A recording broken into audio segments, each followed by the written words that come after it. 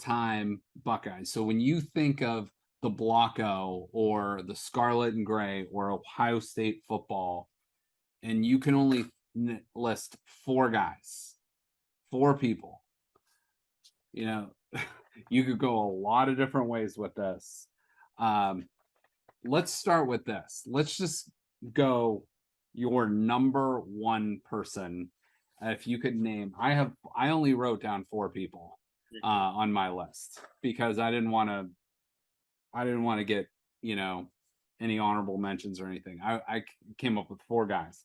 So on Dave, give me, when you think of Ohio State football and, you're talking to somebody from California or Alabama or Georgia or Arkansas or whatever, what's the number one name you would associate with Ohio State football?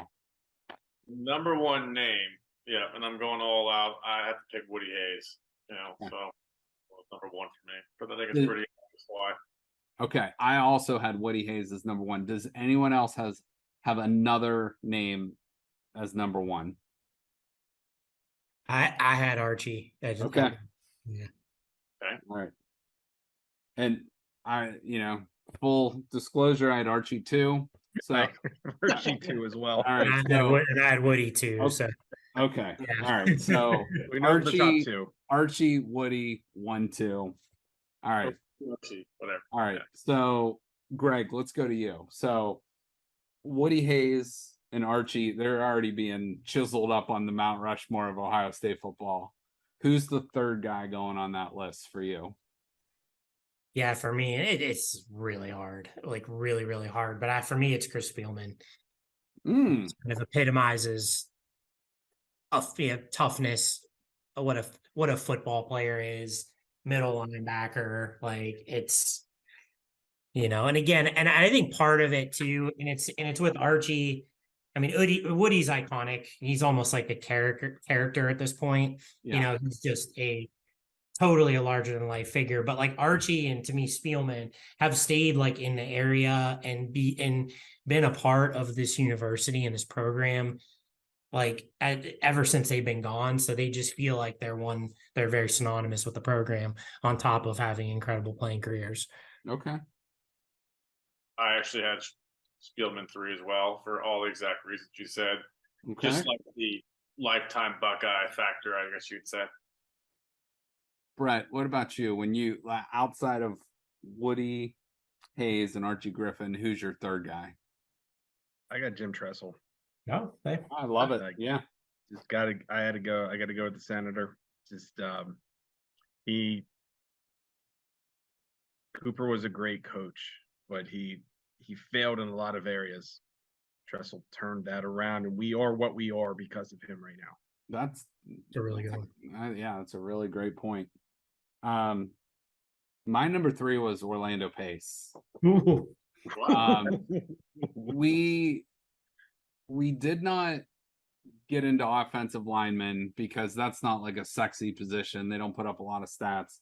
But I think if you put Orlando Pace, when you take all the players in Ohio State history and you stack them from best to worst, I think Orlando Pace, arguably would be the number one pick out of any player.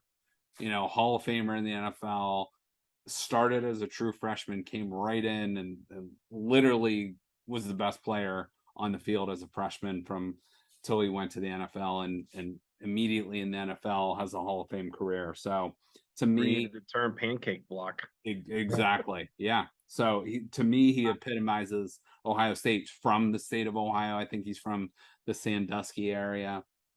So that's my vote for number 3. So Spielman, we got 2 votes for Spielman. We got 1 vote for Tressel and 1 vote for Orlando Pace. All right. Now, Dave, let's go back to you. I think I know, but I don't want to put words in your mouth. Yeah. So, I had to pick my favorite player of all time in the NFL. So I'm a little bit biased of it too. And half the reason why, or pretty much all the only reason I really supported the Titans for many years. I got to pick Eddie George. So, probably my favorite running back. Just love that guy. So, yeah, I mean, I don't see how you can go wrong there. So, Eddie George, Greg, how about you? Who would be your? So you have Woody Hayes, Archie Griffin, and Chris Spielman as yours. Who would your fourth be? Yeah, I had Eddie. yeah. I had Eddie too. I know if you'd have gone to me first, Dave, I was passing my announcement over to you because I know how much you love the guy. But yeah, I mean, man, it's just right in that wheelhouse in the mid '90s when we were kind of just about that, just about the age of my kids are now, just new teenagers. Ohio State football was everything, and Eddie George was kind of we had a lot of great players, but he was the first beyond great player, right? Heisman Trophy winner. Yeah, Greg, is that weird for you or is it cool for you? I don't know. Like, how is it to see it through like your boys' eyes? And Dave, same with you. Like, how is it to see it through their eyes? Is like that's when I started like in Ohio State football and like with like Stroud and Jigba and stuff like that. Now, how is that for you guys? I mean, it's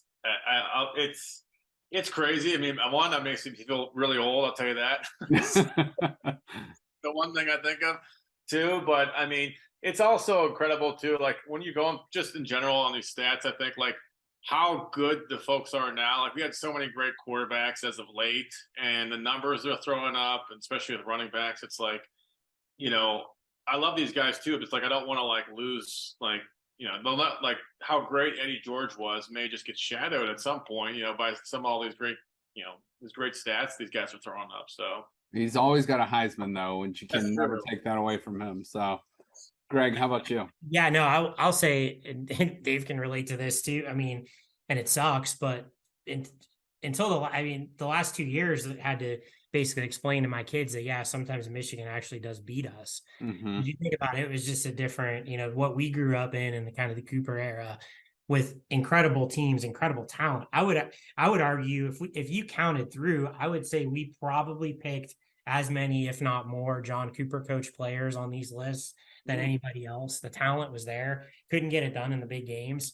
And so I think it's interesting seeing it through. We got sadly used to sometimes not faring so well against Michigan. You never got fully used to it. Yeah. But just watching my kids like being at the game with Coley, my youngest son, last past year, and seeing like the look on his face when we lose. I mean, it's memorable. It sucks, but it's like, yeah, like they have. This is such a golden age, and it's like, and we're all like this. When we lose a game, it's like it's gutting. Yeah. I mean, so it's different. It's cool, but yeah, I kind of try to remind them, boy, this is like, Ohio State football's always been good, but you guys are getting it at like a level that it's never been.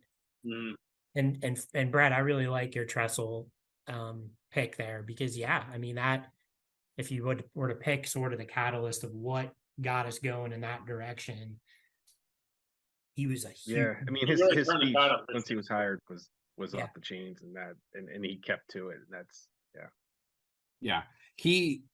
he got sort of the end of that Lloyd Carr era, which maybe he put Lloyd Carr at the end of his era, and the beginning of that. Who even was that? Rich Rod, Brady Hoke, Rich Rod. Brady. Yeah, wasn't Rich Rod next though? I don't remember if it was Hoke then Rich Rod. I thought Hoke was gone and then Harbaugh took over after Hoke. Either way, let's send Harbaugh out too. F him. Brett, we didn't get to your fourth guy. So who would your fourth have been? So you have Woody without a doubt Eddie George. Eddie George. Okay. He's one of my all-time favorites. It is. Okay.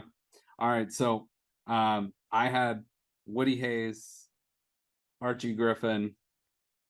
I had Orlando Pace as my third, and I had Eddie George as my fourth. So I think what we're going to do here then is we're going to go Woody 1, Archie 2, Spielman 3, or I'm sorry, Eddie 3,